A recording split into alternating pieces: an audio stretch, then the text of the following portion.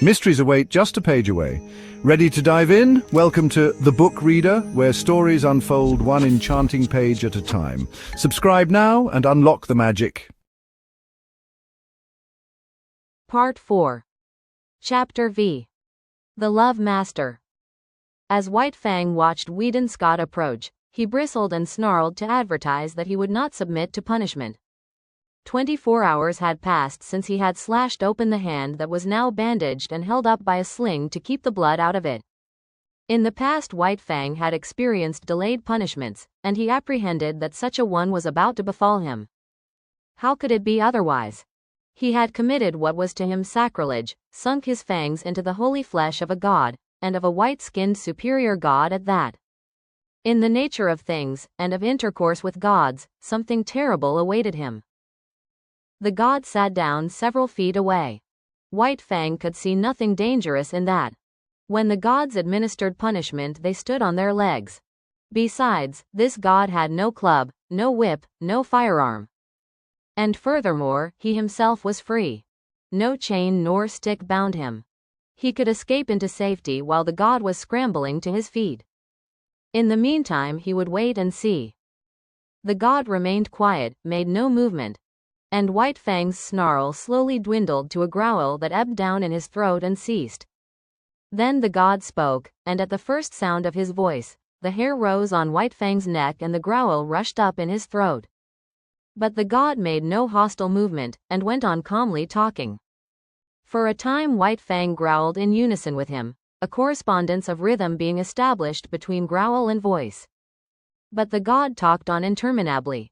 He talked to White Fang as White Fang had never been talked to before. He talked softly and soothingly, with a gentleness that somehow, somewhere, touched White Fang. In spite of himself and all the pricking warnings of his instinct, White Fang began to have confidence in this god. He had a feeling of security that was belied by all his experience with men. After a long time, the god got up and went into the cabin. White Fang scanned him apprehensively when he came out. He had neither whip nor club nor weapon. Nor was his uninjured hand behind his back hiding something. He sat down as before, in the same spot, several feet away. He held out a small piece of meat.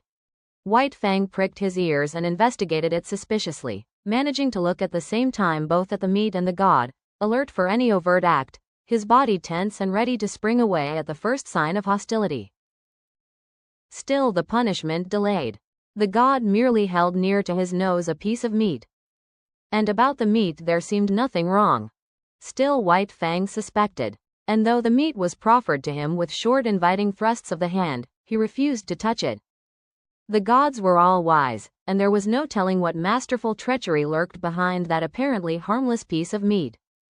In past experience, especially in dealing with squaws, meat and punishment had often been disastrously related. In the end, the god tossed the meat on the snow at White Fang's feet. He smelled the meat carefully. But he did not look at it. While he smelled it, he kept his eyes on the god. Nothing happened. He took the meat into his mouth and swallowed it. Still nothing happened. The god was actually offering him another piece of meat. Again he refused to take it from the hand, and again it was tossed to him. This was repeated a number of times. But there came a time when the god refused to toss it. He kept it in his hand and steadfastly proffered it. The meat was good meat, and White Fang was hungry. Bit by bit, infinitely cautious, he approached the hand. At last the time came that he decided to eat the meat from the hand. He never took his eyes from the god, thrusting his head forward with ears flattened back and hair involuntarily rising and cresting on his neck. Also a low growl rumbled in his throat as warning that he was not to be trifled with. He ate the meat, and nothing happened. Piece by piece, he ate all the meat, and nothing happened. Still the punishment delayed. He licked his chops and waited. The god went on talking. In his voice was kindness, something of which White Fang had no experience whatever. And within him it aroused feelings which he had likewise never experienced before. He was aware of a certain strange satisfaction, as though some need were being gratified, as though some void in his being were being filled. Then again came the prod of his instinct and the warning of past experience.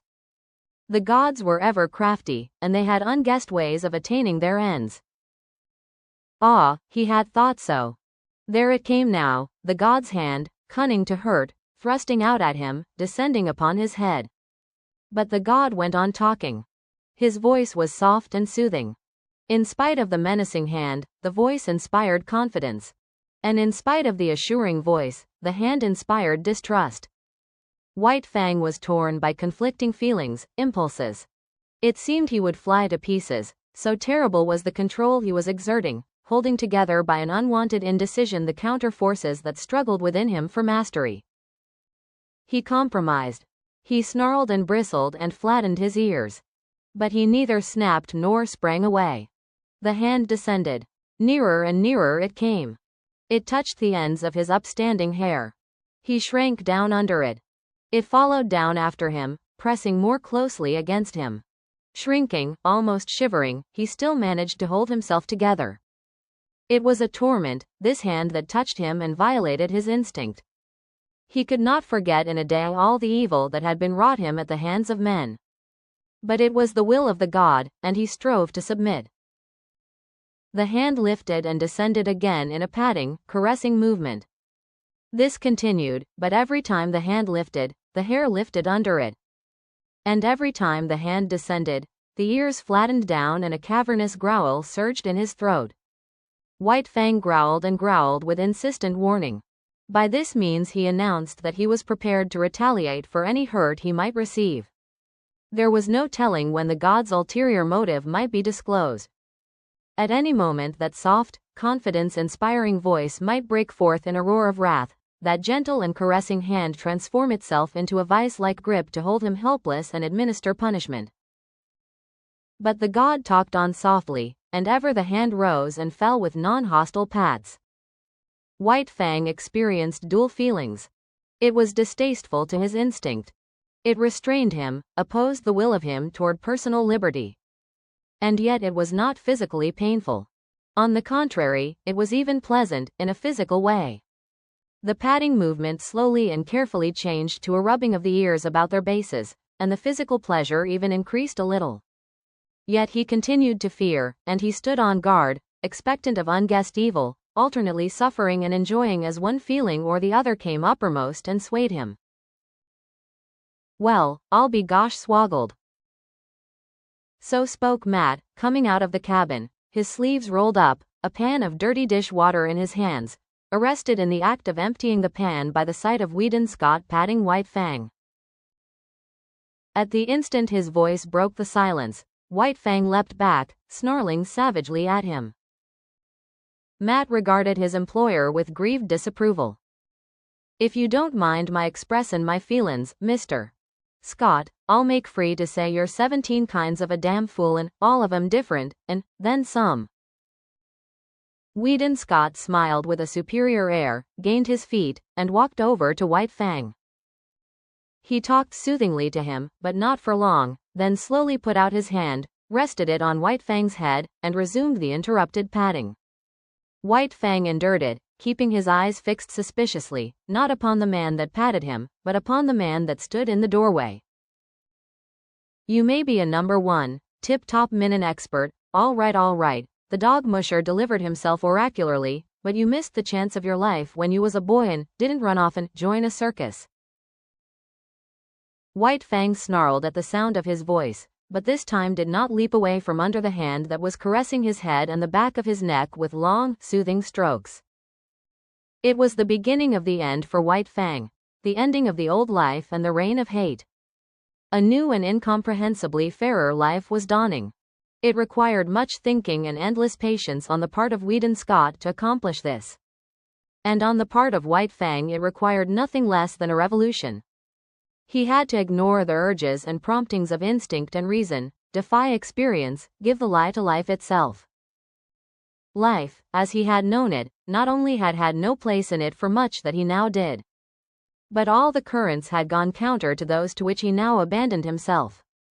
In short, when all things were considered, he had to achieve an orientation far vaster than the one he had achieved at the time he came voluntarily in from the wild and accepted Grey Beaver as his lord. At that time he was a mere puppy, soft from the making, without form, ready for the thumb of circumstance to begin its work upon him. But now it was different. The thumb of circumstance had done its work only too well. By it he had been formed and hardened into the fighting wolf, fierce and implacable, unloving and unlovable. To accomplish the change was like a reflux of being, and this when the plasticity of youth was no longer his. When the fiber of him had become tough and knotty.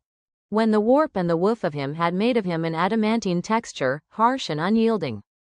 When the face of his spirit had become iron and all his instincts and axioms had crystallized into set rules, cautions, dislikes, and desires. Yet again, in this new orientation, it was the thumb of circumstance that pressed and prodded him, softening that which had become hard and remolding it into fairer form. Weedon Scott was in truth this thumb. He had gone to the roots of White Fang's nature, and with kindness touched to life potencies that had languished and well nigh perished. One such potency was love. It took the place of like, which latter had been the highest feeling that thrilled him in his intercourse with the gods. But this love did not come in a day. It began with like and out of it slowly developed. White Fang did not run away, though he was allowed to remain loose, because he liked this new god. This was certainly better than the life he had lived in the cage of Beautysmith, and it was necessary that he should have some god. The lordship of man was a need of his nature. The seal of his dependence on man had been set upon him in that early day when he turned his back on the wild and crawled to Grey Beaver's feet to receive the expected beating. This seal had been stamped upon him again, and ineradicably, on his second return from the wild, when the long famine was over and there was fish once more in the village of Grey Beaver. And so, because he needed a god and because he preferred Weedon Scott to Beautysmith, White Fang remained. In acknowledgement of fealty, he proceeded to take upon himself the guardianship of his master's property. He prowled about the cabin while the sled dogs slept, and the first night visitor to the cabin fought him off with a club until Weedon Scott came to the rescue. But White Fang soon learned to differentiate between thieves and honest men, to appraise the true value of step and carriage. The man who traveled, loud stepping, the direct line to the cabin door, he let alone, though he watched him vigilantly until the door opened and he received the endorsement of the master.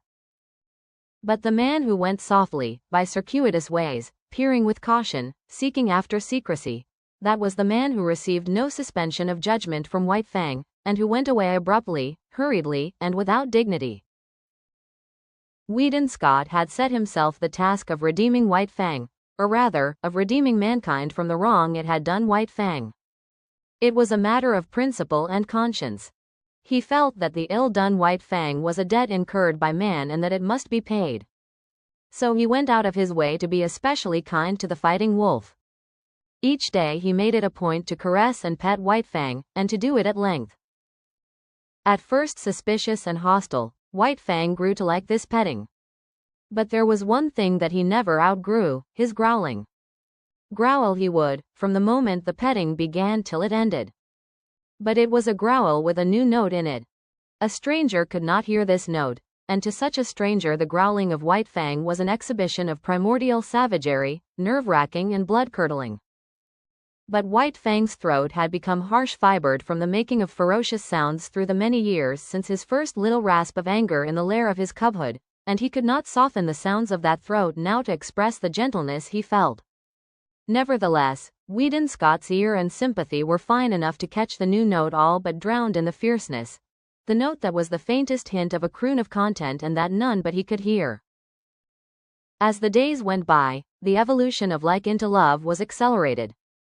White Fang himself began to grow aware of it, though in his consciousness he knew not what love was. It manifested itself to him as a void in his being, a hungry, aching, yearning void that clamored to be filled. It was a pain and an unrest. And it received easement only by the touch of the new god's presence. At such times love was joy to him, a wild, keen thrilling satisfaction. But when away from his god, the pain and the unrest returned. The void in him sprang up and pressed against him with its emptiness, and the hunger gnawed and gnawed unceasingly. White Fang was in the process of finding himself. In spite of the maturity of his years and of the savage rigidity of the mold that had formed him, his nature was undergoing an expansion. There was a burgeoning within him of strange feelings and unwanted impulses. His old code of conduct was changing. In the past he had liked comfort and surcease from pain, disliked discomfort and pain, and he had adjusted his actions accordingly. But now it was different. Because of this new feeling within him, he oftentimes elected discomfort and pain for the sake of his God. Thus, in the early morning, instead of roaming and foraging, or lying in a sheltered nook, he would wait for hours on the cheerless cabin stoop for a sight of the god's face. At night, when the god returned home, White Fang would leave the warm sleeping place he had burrowed in the snow in order to receive the friendly snap of fingers and the word of greeting. Meat, even meat itself, he would forego to be with his god, to receive a caress from him or to accompany him down into the town. Like had been replaced by love. And love was the plummet dropped down into the deeps of him where like had never gone. And responsive out of his deeps had come the new thing, love.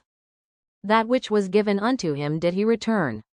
This was a god indeed, a love god, a warm and radiant god, in whose light White Fang's nature expanded as a flower expands under the sun.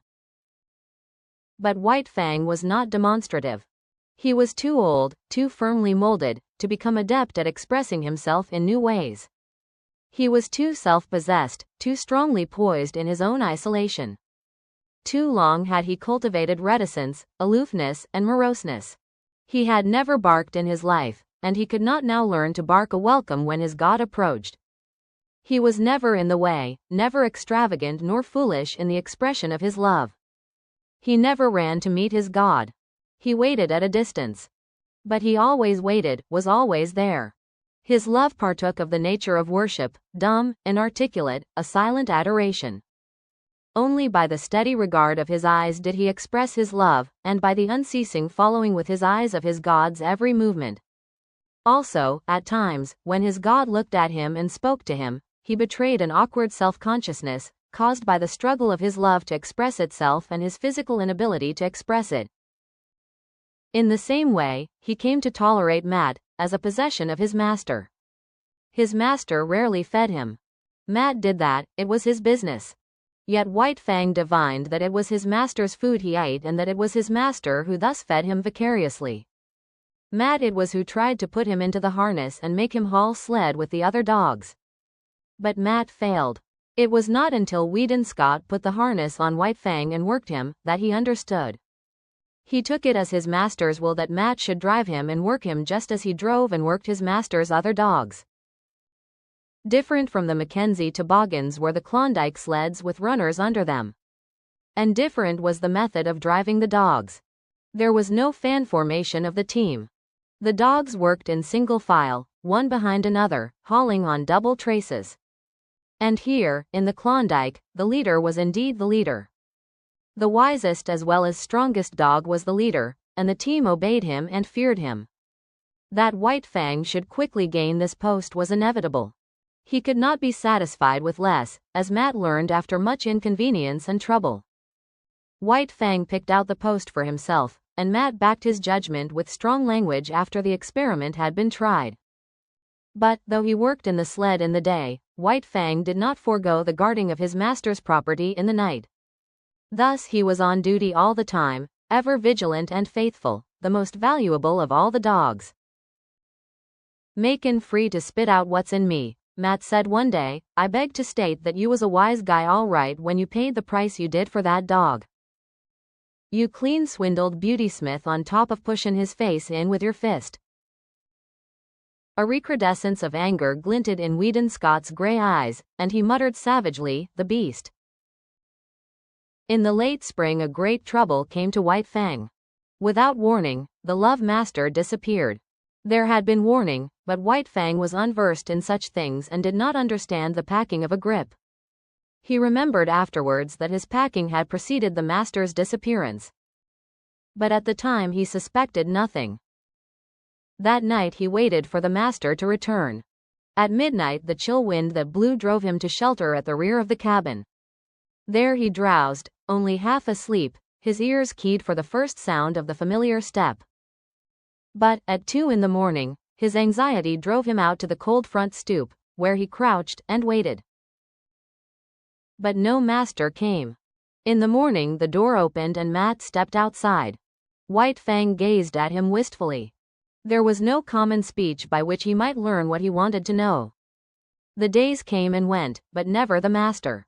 White Fang, who had never known sickness in his life, became sick.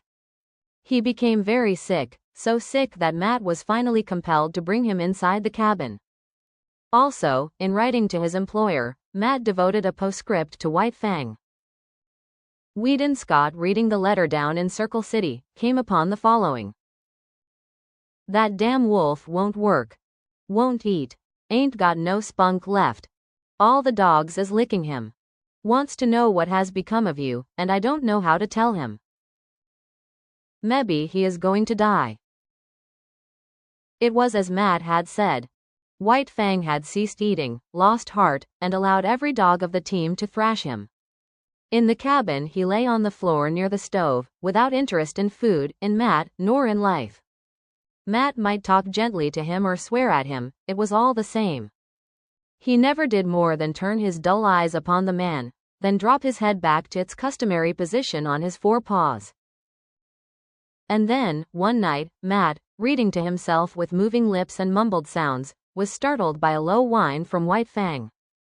He had got upon his feet, his ears cocked towards the door, and he was listening intently. A moment later, Matt heard a footstep. The door opened, and Weedon Scott stepped in. The two men shook hands. Then Scott looked around the room. "Where's the wolf?" he asked. Then he discovered him, standing where he had been lying, near to the stove. He had not rushed forward after the manner of other dogs. He stood, watching and waiting. "Holy smoke," Matt exclaimed. "Look at him wag his tail." Weedon Scott strode half across the room toward him, at the same time calling him. White Fang came to him, not with a great bound, yet quickly. He was awakened from self-consciousness, but as he drew near, his eyes took on a strange expression. Something, an incommunicable vastness of feeling, rose up into his eyes as a light and shone forth. "He never looked at me that way all the time you was gone," Matt commented. Weedon Scott did not hear. He was squatting down on his heels, face to face with White Fang and petting him, rubbing at the roots of the ears, making long caressing strokes down the neck to the shoulders, tapping the spine gently with the balls of his fingers. And White Fang was growling responsively, the crooning note of the growl more pronounced than ever. But that was not all. What of his joy, the great love in him, ever surging and struggling to express itself, succeeded in finding a new mode of expression.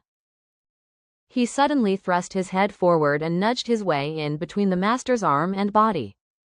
And here, confined, hidden from view all except his ears, no longer growling, he continued to nudge and snuggle. The two men looked at each other. Scott's eyes were shining. "Gosh," said Matt in an awe-stricken voice. A moment later, when he had recovered himself, he said, "I always insisted that Wolf was a dog. Look at him."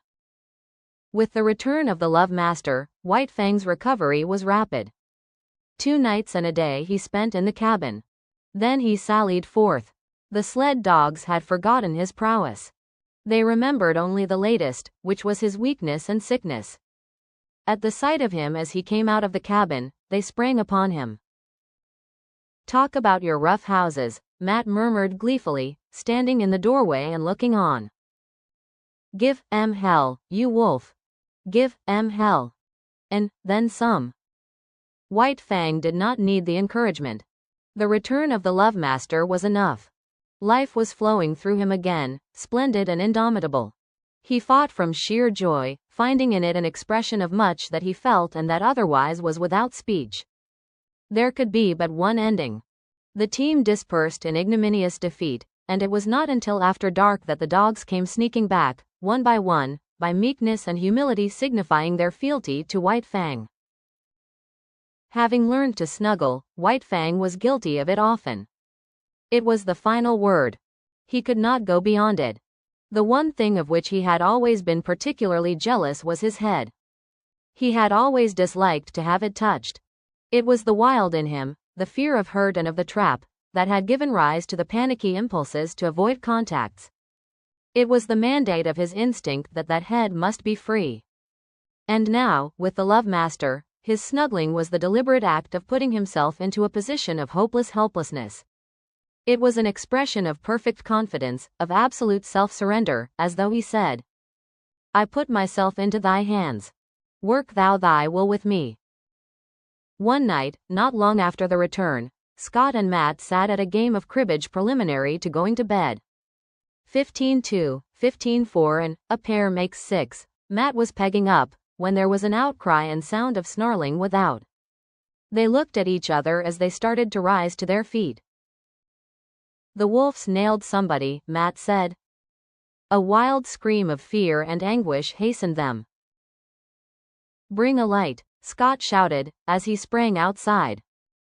Matt followed with the lamp, and by its light they saw a man lying on his back in the snow. His arms were folded, one above the other, across his face and throat. Thus he was trying to shield himself from White Fang's teeth. And there was need for it. White Fang was in a rage, wickedly making his attack on the most vulnerable spot. From shoulder to wrist of the crossed arms, the coat sleeve, blue flannel shirt and undershirt were ripped in rags, while the arms themselves were terribly slashed and streaming blood. All this the two men saw in the first instant. The next instant Whedon Scott had White Fang by the throat and was dragging him clear. White Fang struggled and snarled, but made no attempt to bite, while he quickly quieted down at a sharp word from the master. Matt helped the man to his feet. As he arose he lowered his crossed arms, exposing the bestial face of Beauty Smith. The dog musher let go of him precipitately, with action similar to that of a man who has picked up live fire. Beauty Smith blinked in the lamplight and looked about him. He caught sight of White Fang and terror rushed into his face. At the same moment Matt noticed two objects lying in the snow. He held the lamp close to them, indicating them with his toe for his employer's benefit, a steel dog chain and a stout club. Whedon Scott saw and nodded. Not a word was spoken. The dog musher laid his hand on Beauty Smith's shoulder and faced him to the right about. No word needed to be spoken. Beauty Smith started. In the meantime the Love Master was patting White Fang and talking to him. "Tried to steal you, And you wouldn't have it. Well, he made a mistake, didn't he? Must, thought he had hold of 17 devils," the dog musher sniggered. White Fang, still wrought up and bristling, growled and growled, the hair slowly lying down, the crooning note remote and dim, but growing in his throat. And that marks the end of the current chapter. Thank you for listening to The Book Reader. Stay tuned for the next episode tomorrow. Please subscribe for updates.